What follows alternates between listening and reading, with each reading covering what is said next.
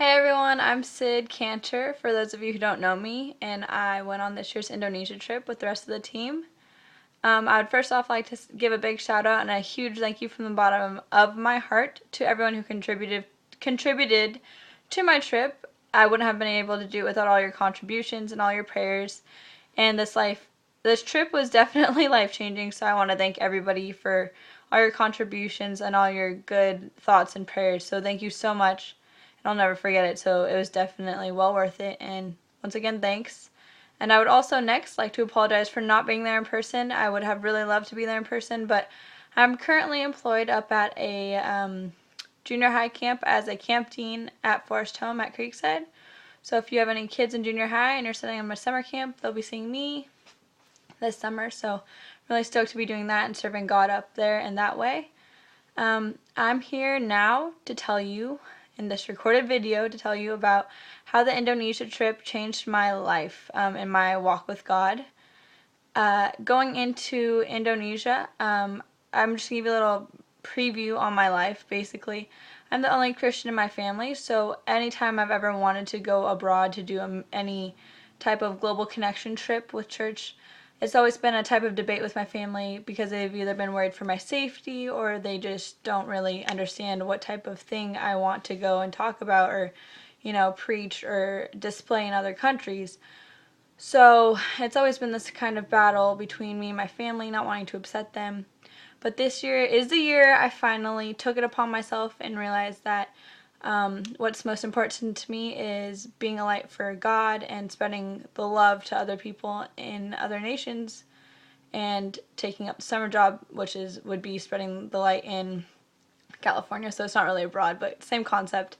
So I finally took the initiative and took the first step and committed to the trip regardless of any repercussions at home.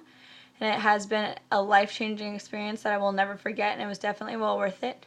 So that has definitely been one of the main points that have been life-changing. It has given me confidence in my walk with God, that He puts opportunities in front of me that I can handle, and they're well worth they're well worth any type of dispute that I would have anyways. Next, I'm going to go on what I learned go into what I learned in Indonesia. Sorry, I'm getting a little tongue-tied. In Indonesia, I prayed before I got there about learning to have a servant's heart, because I know that's what I was going to be dealing with all summer long, serving in youth ministry up in the mountains. And I knew that going into a foreign country and being uncomfortable, a servant's heart is one of the main aspects that I really wanted to work on. And God, being faithful, revealed to me exactly what it took to have a servant's heart. I learned while I was there that having a servant's heart doesn't necessarily mean seeing mass amounts of change. That was kind of one of the things I struggled with at the beginning, was not being able to see huge amounts of change in the people there. But I learned that having a servant's heart means going into places with an open mind and an open heart, full of love, and being caring and hanging out with the people and getting to know them and wanting to make real connections with those people for the right reasons, and with, prayer and the right mindset with God in your life.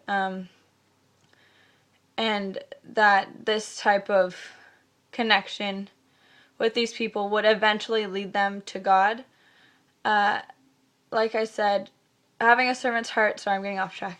Having a servant's heart, the main thing I learned here was that it's not all the time that the results from having a servant's heart are huge. Sometimes they're really small and minuscule, but what's the most important thing I learned was that even if you can't see the exact results of your actions, that God is still moving in these situations, and that He puts you in these situations, such as Indonesia, by giving me the opportunity to go there. He put me in that situation, even if I didn't see mass amounts of change in the people around, that I was still in that situation for a very specific purpose. And even if I couldn't see it then, somewhere up the road they're going to remember our group, and we had an impact. And even if we couldn't see it, God was still moving, and we have to have trust, and that helped with childlike faith and just faith in the fact that God is in fact moving even if you can't see it. And having a servant's heart means to go willingly into places, to get uncomfortable, and just to spread the light and the love no matter what happens. And